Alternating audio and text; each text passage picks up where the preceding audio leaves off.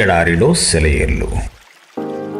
ఫిబ్రవరి 25వ తేదీ కొరకు వ్రాయబడిన ఈ భాగాన్ని మీకు చదివి వినిపిస్తున్నది సహోదరుడు పాల్ సుందరం. మీరు అడుగుపెట్టు ప్రతి స్థలమును మీకిచ్చుచున్నాను. యెహోషువ గ్రంథము 1వ అధ్యాయము 3వ వచనము. క్రీస్తు కోసం మనం ఇంతవరకు ఆక్రమించుకోలేని స్థలాల సంగతి మాత్రమే కాక ఇంతవరకు మనం స్వతంత్రించుకొని అనేకమైన వాగ్దానాలు ఇంకా అలాగే ఉండిపోయాయి. దేవుడు యెహోషువతో ఏం చెప్పాడు? మీ అడుగుపడే ప్రతి స్థలాన్ని నేను మీకిచ్చాను. అటు తర్వాత వాగ్దాన దేశాన్ని గురించిన వివరాలనిచ్చాడు. అదంతా వాళ్ళదే.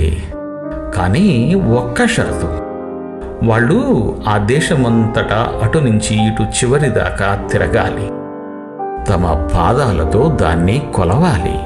అయితే 1/3 కంటే ఎక్కువ ప్రదేశాన్ని వాళ్ళు తిరిగి చూడలేదు. అందుకే 1/3 భాగమే వాళ్ళ స్వాధీనమయ్యింది. వాళ్ళు తమ పాదాలతో కొలిచి చూసినదే వాళ్ళకి దక్కింది. పేతురు రాసిన 2వ పత్రికలో మన కోసం తెరిచి ఉన్న వాగ్దత్త దేశం గురించి చదువుతాం.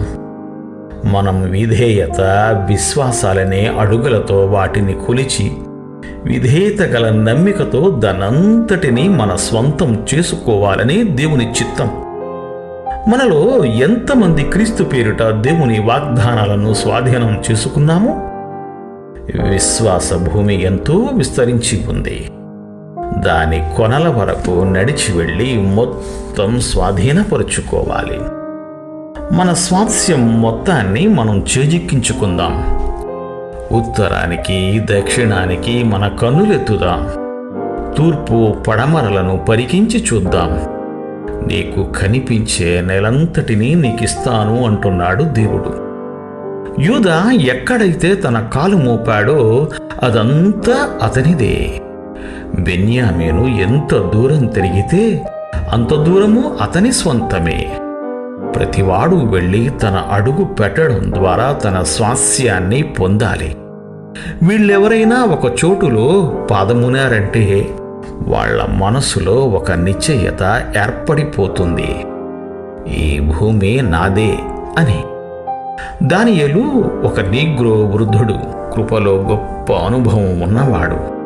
అతన్ని ఒకసారి ఎవరో అడిగారు, దానియేలు, మతంలో నీకు అంత సంతోషం, శాంతి ఎలా దొరుకుతున్నాయి అని. అతడు జవాబిచ్చాడు, అతి శ్రేష్టమైన విలువైన వాగ్దానాల మీద నేను బోర్లా పడిపోతాను. వాటిలో ఉన్నవన్నీ నావే. ఎంత సంతోషం! అవును, వాగ్దానాల మీద బోర్లాగా పడిపోయి వాటిల్లోని ఐశ్వర్యానంతటినీ కౌగలించుకుంటే అవన్నీ మనవే. దేవుడు మిమ్ము దీవించుగాక. ఆమేన్.